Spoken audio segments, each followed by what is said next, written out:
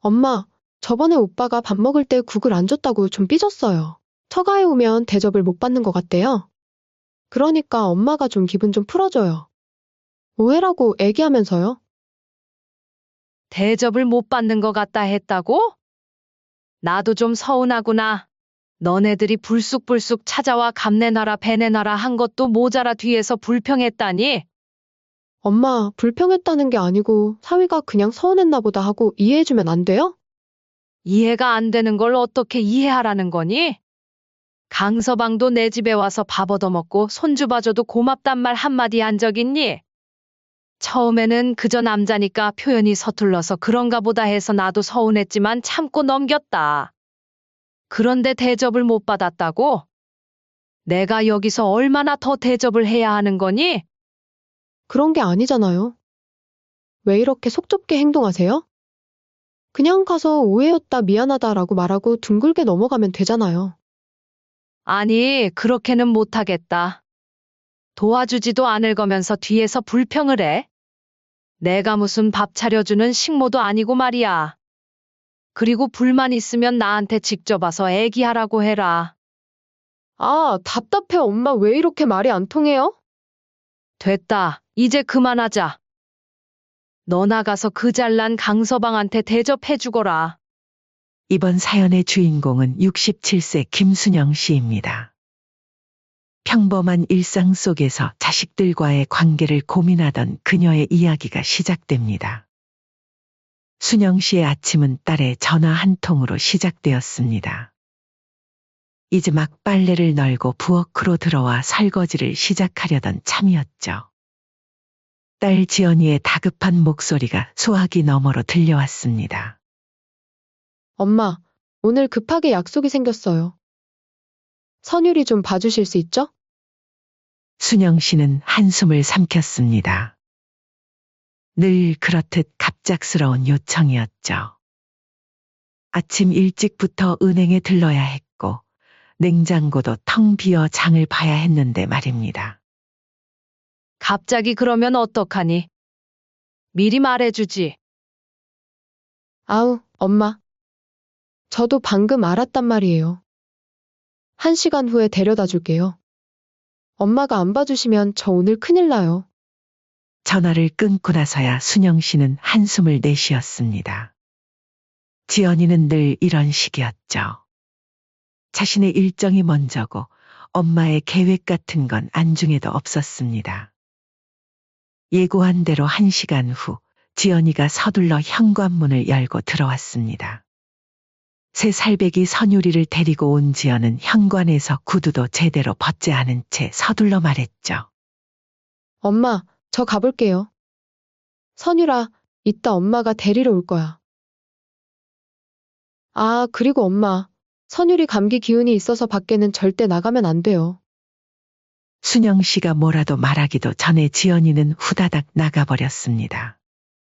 현관에 널브러진 선유리의 가방을 보며 순영 씨는 또 한숨을 내쉬었죠. 이제 은행은 가볼 엄두도 못 낼 상황이 되어버렸습니다. 할머니가 밥 해줄까? 선유리를 안아들고 부엌으로 향하는 순영 씨의 하루가 시작되었습니다. 아이를 돌보면서 집안일을 하는 게 쉽지는 않았죠. 설거지를 하려 하면 선유리가 욕실에서 물장난을 치고 빨래를 개려 하면 옷가지를 다 흐트려 놓았습니다. 할머니, 배고파. 선유리의 투정에 순영 씨는 서둘러 점심 준비를 했습니다. 아이가 좋아하는 으깬 감자를 만들고 달걀찜도 쪄냈죠. 그런데 막상 밥을 차려놓고 보니 선유리는 텔레비전만 보며 밥을 거의 먹지 않았습니다.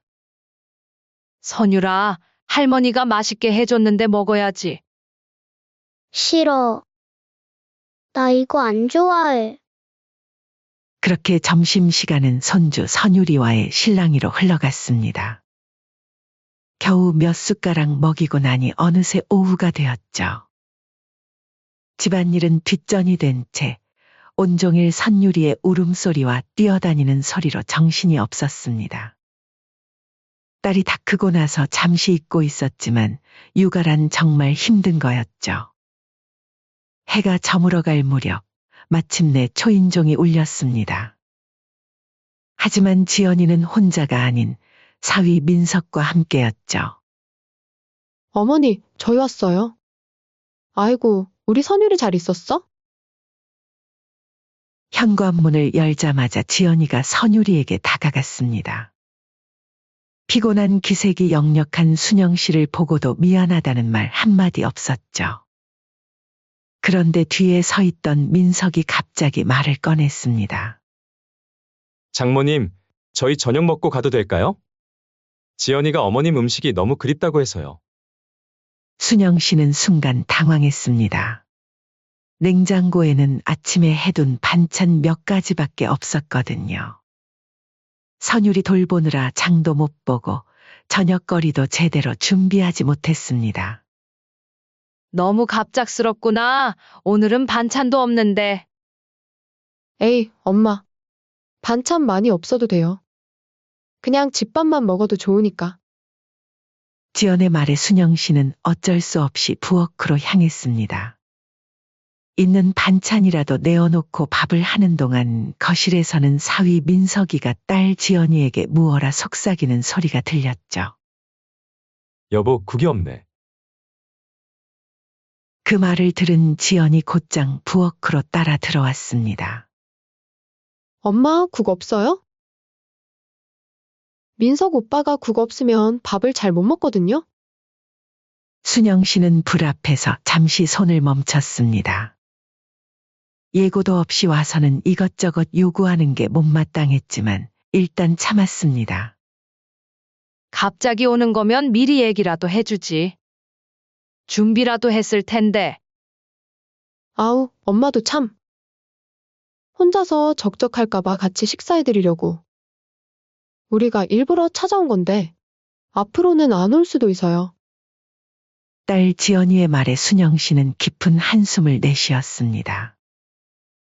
마치 자신들이 와주는 게 순영 씨를 위한 것인 양 말하는 딸의 태도가 순간 너무 서운했죠.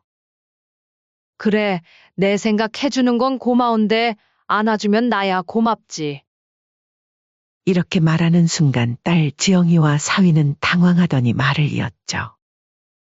에이, 엄마 또 삐지셨다 꼭 진심하고 반대로 말해요. 왜? 너네들 오면 일만 늘어나서 밖에서 만나는 게 좋지. 그렇게 막상 안았으면 좋겠다고 말을 하자 급하게 말을 돌렸죠. 밥상을 차리고 먹는 내내 사위 민석은 반찬을 골라 먹으며 장모님, 이 김치는 좀 신 것 같은데요?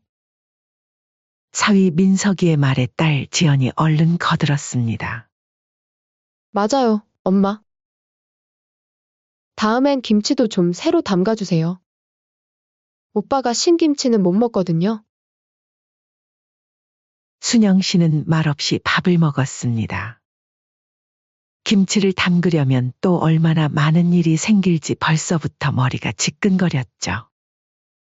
식사가 끝나고 설거지를 하는데도 딸과 사위는 도와주기는커녕 소파에 앉아 TV를 보며 이야기를 나눴습니다. 손주 선유리는 피곤했는지 소파에서 잠이 들었죠. 엄마, 저희 이제 가볼게요.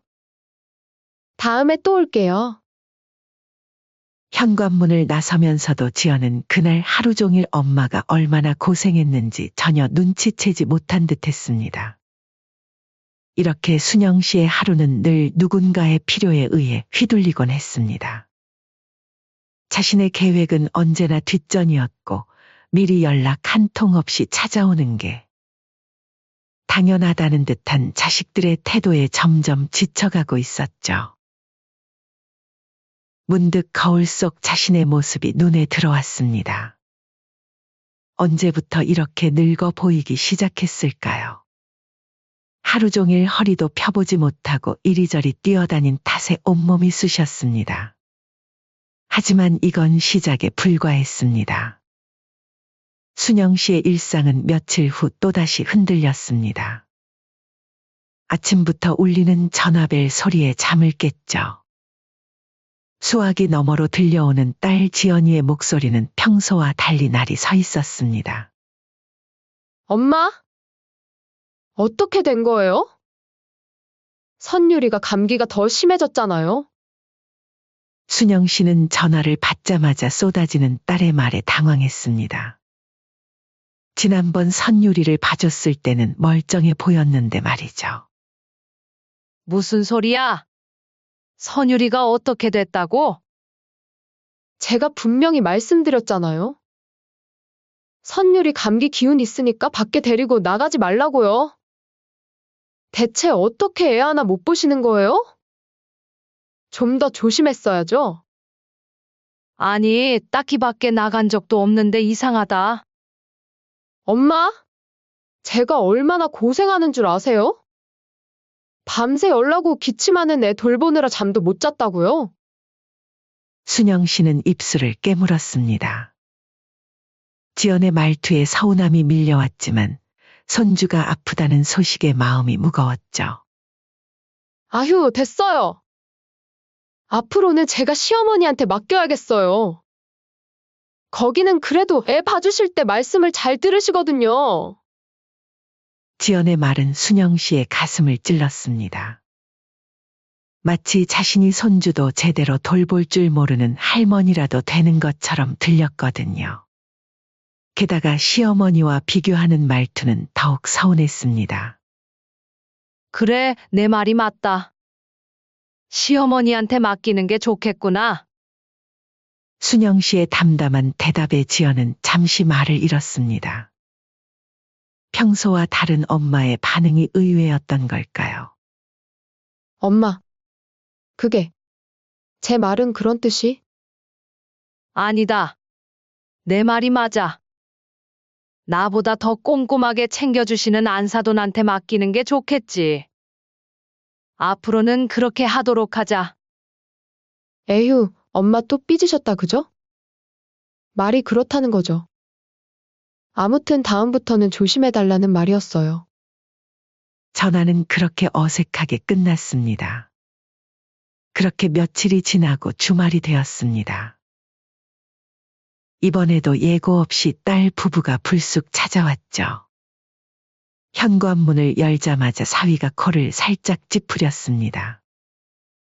장모님, 집에서 좀 냄새 나지 않아요? 순영 씨는 당황했습니다.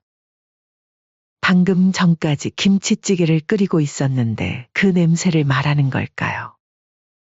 아니면 늘 맡던 집 냄새가 갑자기 불편하게 느껴진 걸까요?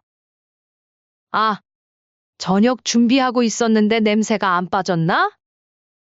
딸 지연이 얼른 거들었습니다. 엄마, 요새 환기 자주 시키세요? 민석 오빠가 냄새에 예민해서요. 저번에도 말씀드렸잖아요. 순영 씨는 말없이 창문을 활짝 열었습니다. 찬바람이 들어왔지만 차마 추워서 창문을 닫자는 말도 못했죠. 민석은 거실 소파에 앉으며 휴대폰만 들여다보았습니다. 저녁 뭐 하시는 거예요? 김치찌개 하고 있었다. 아, 오빠가 요즘 김치찌개는 잘 안 먹는데. 다른 거 없어요? 너네 먹으라고 한 거 아니고 나 먹으려고 한 거다. 불만이면 집 근처 식당 가서 먹고 와. 아니에요. 근데 엄마, 요리하실 때 손은 씻고 하신 거죠? 딸 지연이의 말에 순영 씨는 고개를 들었습니다. 순간 화가 치밀었지만 애써 감정을 누르며 대답했죠. 그걸 왜 묻니? 내가 언제 손도 안 씻고 음식을 했다고. 아니, 그게 아니라 오빠가 위생에 예민해서요. 저번에 시댁에서도 그러더라고요. 사위 민석이는 마치 자신은 아무 잘못이 없다는 듯 소파에 앉아 핸드폰만 만지작거렸습니다. 지연은 계속해서 이것저것 지적하며 부엌을 들락날락했죠. 매번 찾아올 때마다 이런 식이었습니다. 예전에는 그저 참고 넘어갔던 일들이 이제는 가슴에 돌처럼 쌓여갔습니다. 저녁 식사 시간, 순영 씨는 거의 말없이 밥을 먹었습니다. 딸 부부는 자기들끼리 이야기를 나누며 가끔씩 음식에 대한 평가를 했죠. 김치찌개가 좀 짜요. 밥이 좀 설익은 것 같은데. 딸 지연이는 밥을 먹으면서도 계속해서 민석의 눈치를 살폈습니다. 그렇게 밥을 다 먹고 난 딸은 일어나며 순영 씨에게 다가와 애기했습니다. 엄마, 저번에 민석 오빠가 밥 먹을 때 국을 안 줬다고 좀 삐졌어요. 처가에 오면 대접을 못 받는 것 같대요. 그러니까 엄마가 좀 기분 좀 풀어줘요. 오해라고 애기하면서요. 대접을 못 받는 것 같다 했다고? 나도 좀 서운하구나. 너네들이 불쑥불쑥 찾아와 감 내놔라 배 내놔라 한 것도 모자라 뒤에서 불평했다니? 엄마, 불평했다는 게 아니고 사위가 그냥 서운했나 보다 하고 이해해주면 안 돼요? 이해가 안 되는 걸 어떻게 이해하라는 거니? 강서방도 내 집에 와서 밥 얻어먹고 손주 봐줘도 고맙단 말 한마디 한 적 있니? 처음에는 그저 남자니까 표현이 서툴러서 그런가 보다 해서 나도 서운했지만 참고 넘겼다. 그런데 대접을 못 받았다고? 내가 여기서 얼마나 더 대접을 해야 하는 거니? 그런 게 아니잖아요. 왜 이렇게 속 좁게 행동하세요? 그냥 가서 오해였다 미안하다라고 말하고 둥글게 넘어가면 되잖아요. 아니, 그렇게는 못하겠다. 도와주지도 않을 거면서 뒤에서 불평을 해? 내가 무슨 밥 차려주는 식모도 아니고 말이야. 그리고 불만 있으면 나한테 직접 와서 애기하라고 해라. 아, 답답해 엄마 왜 이렇게 말이 안 통해요? 됐다. 이제 그만하자. 너 나가서 그 잘난 강서방한테 대접해 주거라. 그날 밤 순영 씨는 오랜만에 잠을 이루지 못했습니다. 자식을 키우며 평생을 바쳤는데 언제까지 자식에게 이런 대접을 받아야 하는 걸까요? 이제는 뭔가 달라져야 할 것 같았습니다. 순영 씨는 창가에 서서 깊은 한숨을 내쉬었습니다. 달빛은 여전히 그 자리에 고요히 비치고 있었지만 그녀의 마음속에는 이미 작은 변화의 바람이 일기 시작했습니다. 며칠 동안 고민하던 순영 씨는 마침내 결심을 굳혔습니다. 30평이 넘는 아파트를 혼자 관리하는 게 무슨 의미가 있나 싶었죠. 매일 아침 쓰지도 않는 방을 청소하고 누군가 올까봐 냉장고를 가득 채워두는 이 생활이 문득 허무하게 느껴졌습니다. 지난 명절 때였습니다. 이틀 내내 음식을 준비하고 차리고 치우느라 허리가 끊어질 것 같았는데 사위 민석은 밥상에 앉자마자 한숨부터 쉬었죠. 장모님, 이 김치찌개 좀 짠 것 같아요. 다시 끓여주시면 안 될까요? 밥도 좀 설익은 것 같고. 그때도 순영 씨는 참았습니다. 하지만 이제는 지쳤죠. 내가 이렇게까지 해야 하나? 이웃집 최 씨가 들렀다가 한 말이 귀에 맴돌았습니다. 요즘 원룸이 딱이야. 우리 동네 새로 지은 건물 있잖아. 거기 가봤는데 깔끔하더라고. 혼자 살기 딱이야. 요즘 노후에 관리하기 힘들면 많이들 간다고 하더라고. 처음엔 웃어넘겼던 그 말이 이제는 진지하게 다가왔습니다. 마침 그때 딸 지연이에게서 또 전화가 왔습니다.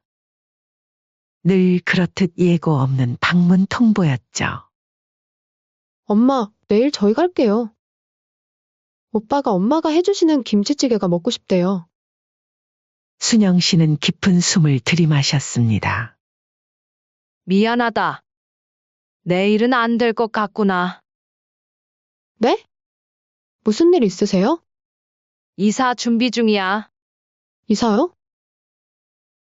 어디로요? 원룸으로 갈 거야. 전화기 너머로 잠시 정적이 흘렀습니다. 그리고 이어진 딸 지연이의 놀란 목소리. 네? 원룸이요? 엄마 미쳤나 봐요. 무슨 원룸이에요? 답답하게. 순영 씨의 목소리는 어느 때보다 단단했습니다. 왜? 내가 원룸에서 살면 안 되는 이유라도 있니? 그야 당연하죠. 저희가 갈 때마다 어디서 자고 밥은 어디서 먹고. 순영 씨는 웃음이 났습니다. 참 오랜만에 나오는 시원한 웃음이었죠. 그러니까 이제 오지 마. 네? 너희들 편하자고 내가 이 큰 집 지키고 있는 줄 아니? 이제는 나도 내 편한 대로 살고 싶어? 지연의 목소리가 떨렸습니다. 엄마, 갑자기 이러시는 이유가 뭐예요? 저희가 뭘 잘못했는데요? 갑자기가 아니야. 강서방이 음식 투정할 때, 내가 이것저것 트집 잡을 때 그때마다 다 참았는데 이제는 지쳤어. 다음 날부터 순영 씨는 본격적으로 집을 보러 다니기 시작했습니다. 여러 군데를 둘러보다가 마침내 마음에 드는 곳을 찾았죠. 대형마트 근처의 깔끔한 원룸이었습니다. 아주머니, 여기 정말 좋죠? 새 건물이라 깨끗하고 보안도 좋고 무엇보다 관리하기 편해요. 부동산 중개인의 말처럼 모든 면에서 마음에 들었습니다. 게다가 아파트를 팔면 목돈도 생기고 관리비 부담도 훨씬 줄어들 터였죠.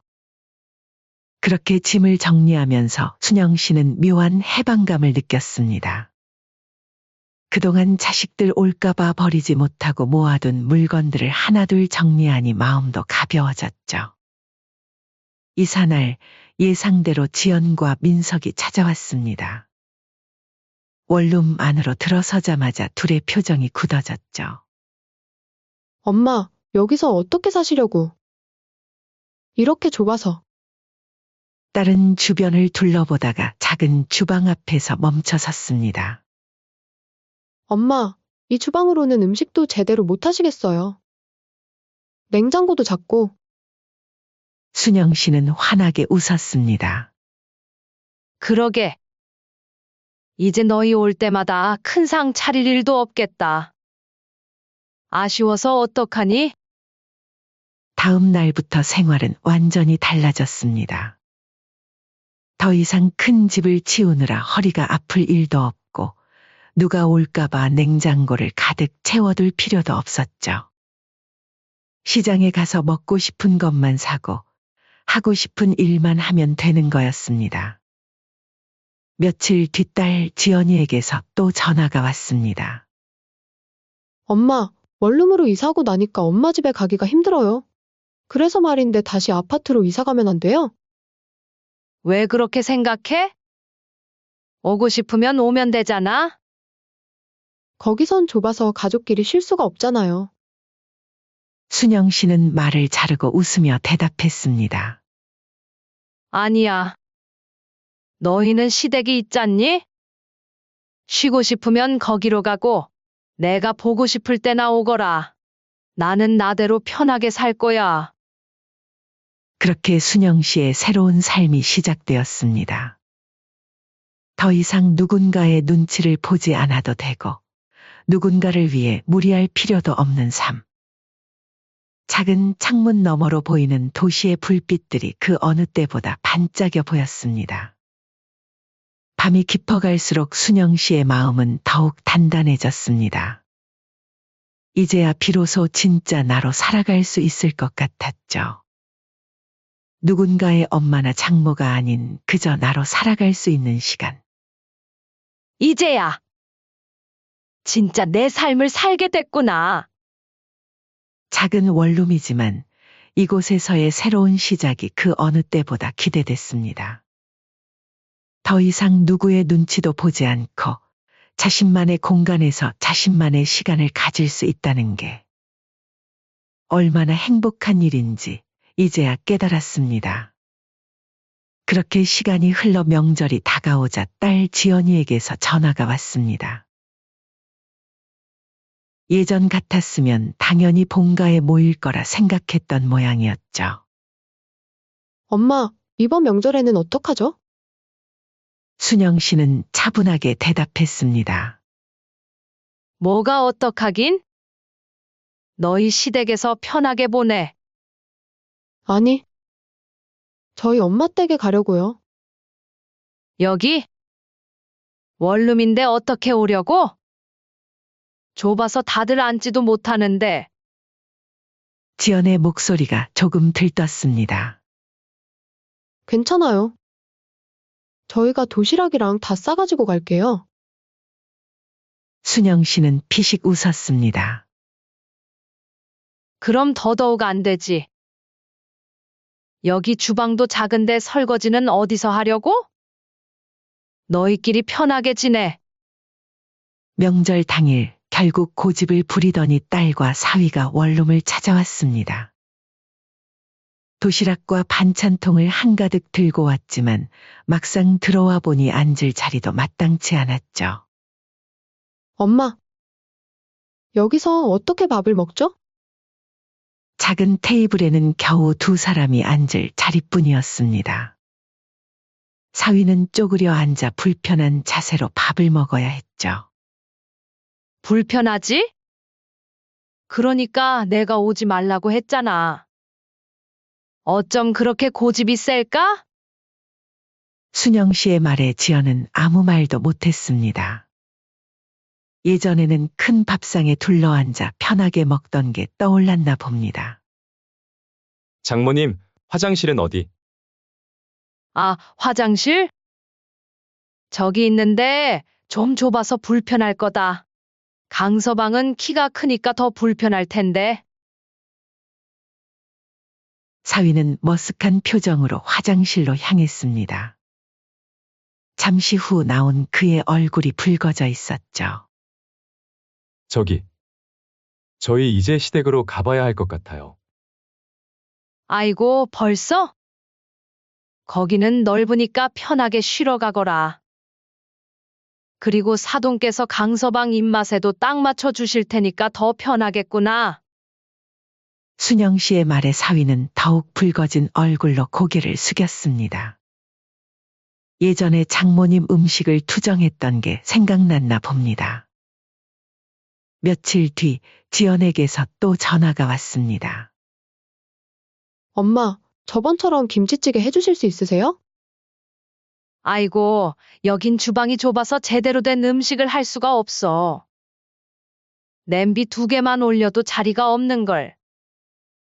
그렇게 몇 달이 지나자 자식들의 방문은 뜸해졌습니다.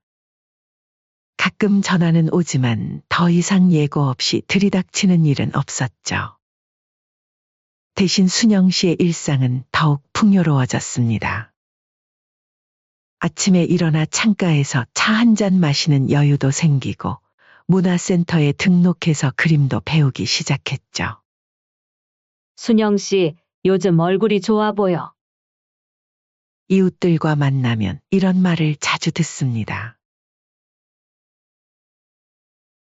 그러게. 이제는 내 시간이 생기니까 좋더라고. 어느 날은 지연이 울면서 전화를 걸어왔습니다. 엄마, 너무 죄송해요. 그동안 저희가 엄마를 너무 힘들게 했나 봐요. 왜 갑자기 그런 말을 해? 시댁에 자주 가다 보니까. 이제 알겠어요. 엄마가 저희 때문에 얼마나 고생하셨는지. 시어머니가 불편하다고 자꾸 저희 오지 말라고 하셔서요. 눈치도 많이 주시고. 순영 씨는 빙그레 웃었습니다. 이제 알았니? 그래도 늦지 않았네. 저희가 너무 이기적이었죠? 그랬지. 하지만 이제는 다 지난 일이야. 나도 편하고 너희도 편하고. 이게 좋은 거 아니니? 전화를 끊고 나서 순영 씨는 창밖을 바라봤습니다. 작은 창문이지만 그 너머로 보이는 하늘이 그 어느 때보다 크고 넓어 보였죠. 이제야 진짜 내 삶을 살게 됐구나. 주말이면 혼자만의 시간을 보내는 게 익숙해졌습니다. 더 이상 누군가를 위해 장을 보고 음식을 하고 치우느라 시간을 보내지 않아도 됐죠. 대신 친구들과 영화도 보러 가고 카페에서 수다도 떨고 가끔은 혼자 여행을 다녀오기도 합니다. 이런 게 행복이구나 싶은 순간들이 하나둘 늘어갔죠. 명절이 다가올 때면 이제는 자식들이 먼저 물어봅니다. 엄마, 저희가 잠깐 들를게요. 불편하시지 않게 금방 가고. 알았어. 그런데 밥은 먹고 와. 여기서는 제대로 된 상을 차릴 수가 없으니까. 아니면 밖에 나가서 먹고 오자 어때? 이런 대화가 이제는 자연스러워졌습니다. 더 이상 누구도 불편해하지 않고 서로의 공간을 존중하게 된 거죠. 엄마. 그래도 엄마가 해주시는 음식이 최고였어요. 이제는 너무 그리워요. 그래? 그때는 맨날 불평불만이던데. 죄송해요. 아니야. 이제는 다 지난 일이야. 너희도 이제 제대로 된 어른이 된 것 같네. 이렇게 서로 거리를 두니 오히려 관계는 더 좋아졌습니다. 더 이상 의무감에 찾아오는 일도 없고 부담스러운 기색도 없어졌죠. 작은 원룸이지만 이곳에서의 삶이 순영 씨에겐 천국입니다. 더 이상 누구의 눈치도 보지 않고 자신만의 공간에서 자신만의 시간을 가질 수 있다는 게 얼마나 행복한 일인지 이제야 제대로 알게 됐습니다. 창밖으로 떨어지는 햇살을 바라보며 순영 씨는 미소 지었습니다. 늦게 찾은 자유지만 그래서 더욱 달콤한 자유였습니다.